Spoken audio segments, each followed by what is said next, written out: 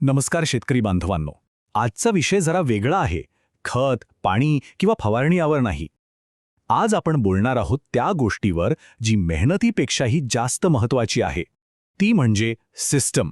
शेतकरी प्रचंड मेहनत करतो, पण तीच शेती एका सिस्टमने का नाही चालवत?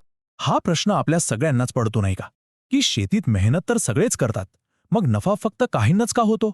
याचं उत्तर खरं तर खूप सोपं आहे. फरक आहे कामात आणि सिस्टममध्ये. मेहनत तर सगळ्यांकडेच आहे, पण ती सिस्टम जी नफा मिळवून देते ती फार कमी लोकांकडे आहे.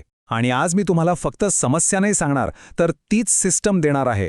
फक्त शेवटपर्यंत सोबत राहा आणि मी खात्री देते की तुमची शेती फक्त काम राहणार नाही, तर एक फायदेशीर सिस्टम बनेल. तर ही सिस्टीम आपण 5 सोप्या भागांमध्ये समजून घेणार आहोत.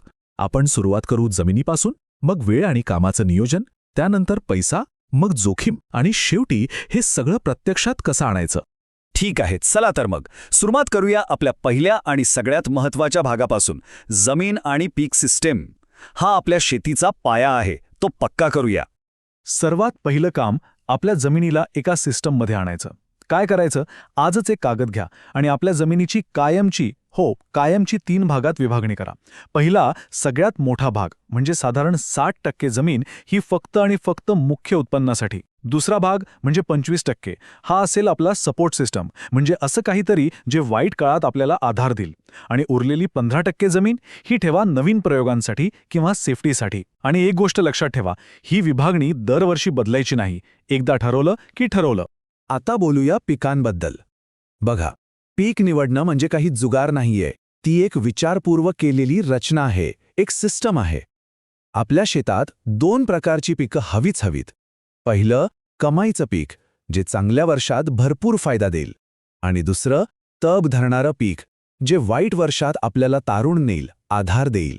आणि खास करून महाराष्ट्रासाठी एक नियम अगदी पक्का लक्षात ठेवा.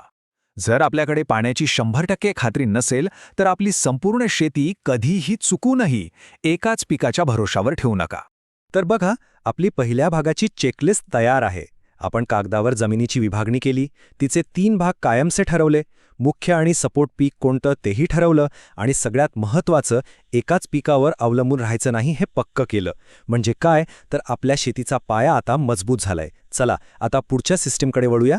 ओके, आता भाग 2, वेळ आणि कामाची सिस्टीम.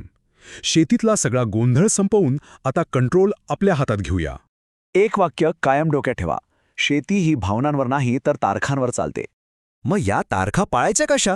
सोपा उपाय आहे. एक वार्षिक फार्म कॅलेंडर बनवा. जास्त काही नाही, फक्त 5 गोष्टी त्यात लिहून काढा.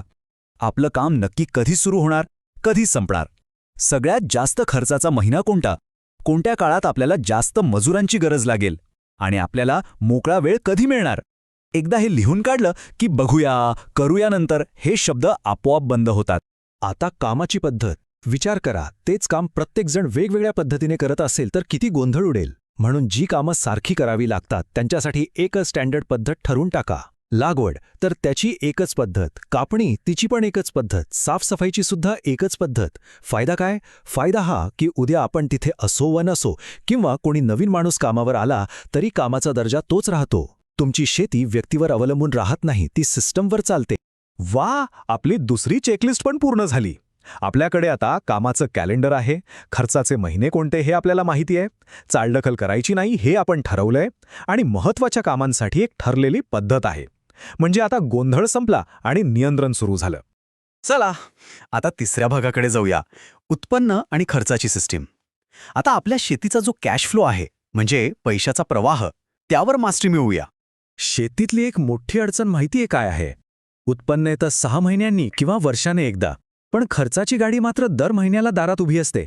मग करायचं काय? यावर एकच उपाय आहे. आपल्या मुख्य पिकाच्या जोडीला एक छोटंसं पण नियमित उत्पन्न देणारं काहीतरी सुरू करा. ते मोठं असण्याची गरज नाही, पण दर महिन्याला थोडीफार रोकड हातात खेळती राहिली पाहिजे. आणि इथे एक सुवर्ण नियम लक्षात ठेवा, जो प्रत्येक मोठ्या माणसाने पाळला आहे. पहिले स्थिर व्हा आणि मग मोठा व्हा. आता खर्च. बहुतेक लोक काय करतात? खर्च झाल्यावर हिशोब लिहितात. आपल्याला बरोबर याच्या उलट करायचंय. हंगाम सुरू होण्याआधीच अंदाजे खर्च लिहून काढा. प्रत्येक गोष्टीसाठी एक बजेट, एक मर्यादा ठरवा. आणि ज्या अनावश्यक सवयी आहेत त्या लगेच बंद करा. एक साधा नियम आहे, जे लिहिलेलं नाही त्यावर आपल्या नियंत्रण असूच शकत नाही. बघा, आपली तिसरी चेकलिस्ट पण तयार. आपण एक जोड उत्पन्नाचा मार्ग शोधला, महिन्याचा आर्थिक ताण कमी केला, खर्च आधीच लिहून काढला आणि त्यावर मर्यादा पण घातली. आता पैसा आपल्या नियंत्रणात आहे, आपण पैशाच्या नाही. आता चौथा भाग, जोखीम आणि सुधारणा सिस्टीम. म्हणजे वास्तवाला कसं सामोरं जायचं आणि स्वतःमध्ये सुधारणा कशी करायची याची योजना. आपण महाराष्ट्रात शेती करतो म्हणजे 2 गोष्टी कायम आहेत. अनिश्चितता, पावसाची अनिश्चितता आणि भावाची अनिश्चितता. हे वास्तव आहे, हे आपल्याला स्वीकारावंच लागेल. मग यावर उपाय काय? उपाय एकच, आपली जोखीम वाटून टाका. थोडी वेळेत वाटा, थोडी वेगवेगळ्या पिकांमध्ये वाटा आणि थोडी उत्पन्नाच्या वेगवेगळ्या स्रोतांमध्ये वाटा. सगळं काही एकाच गोष्टीच्या भरोशावर कधीच ठेवू नका. प्रत्येक यशस्वी माणूस एक गोष्ट न चुकता करतो, तो आपल्या चुकांमधून शिकतो. आपणही तेच करायचं. प्रत्येक हंगाम संपला की शांतपणे बसा आणि स्वतःला फक्त 3 प्रश्न विचारा. 1. या हंगामात काय चांगलं जमलं? 2. कुठे गाडी अडकली? आणि 3. पुढच्या वेळी मी ह्यात नक्की काय बदल करणार आहे? आणि हे फक्त डोक्यात ठेवून चालणार नाही हा, हे लिहून काढा. कारण जोपर्यंत आपण लिहित नाही तोपर्यंत आपण खरं शिकत नाही. आणि याचबरोबर आपली शेवटची चेकलिस्टही पूर्ण झाली. आपण आपल्या शेतीतली मोठी जोखीम कोणती ते ओळखलंय. आपल्याकडे एक बॅकअप प्लॅन तयार आहे.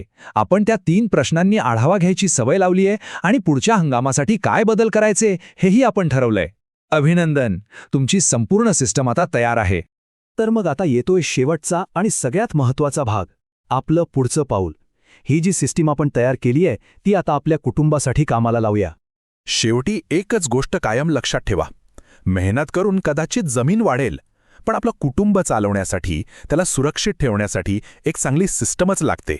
जर या विचारांनी, या सिस्टीमने आपल्या शेतीकडे बघण्याचा दृष्टिकोन थोडा जरी बदलला असेल तर या प्रयत्नाला एक लाईक नक्की करा. आणि ही माहिती आपल्या अशा प्रत्येक शेतकरी मित्रापर्यंत पोहोचवा जो मेहनत तो खूप करतोय पण त्याचा नफा कुठेतरी अडकून पडलाय. शेअर करा.